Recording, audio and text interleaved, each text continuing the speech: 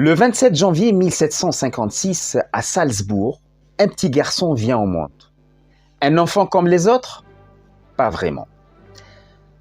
À 3 ans à peine, ses doigts dansent déjà sur les touches d'un clavecin.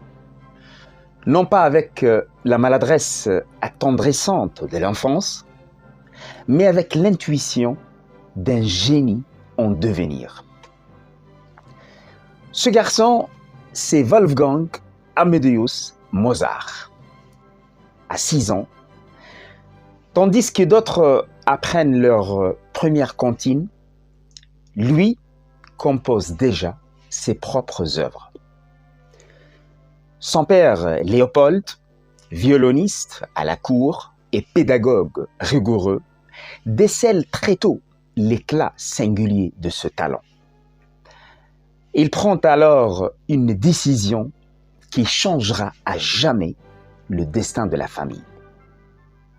Tout sacrifier pour faire briller son fils. Ainsi commence le grand voyage.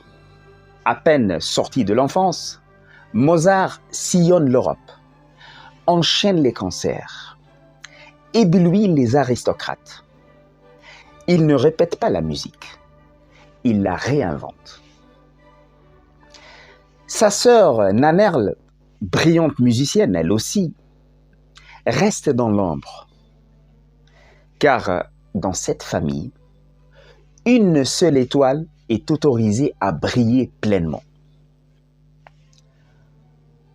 À 12 ans, Mozart compose son premier opéra, Apollon et Hyacinthe.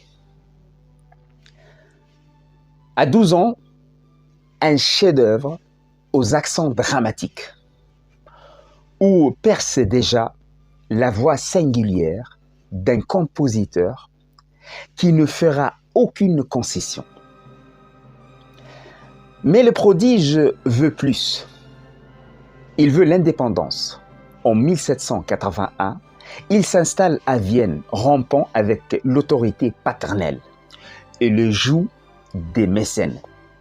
Dans une ville dominée par une aristocratie méfiante, Mozart refuse d'être un artisan de cour.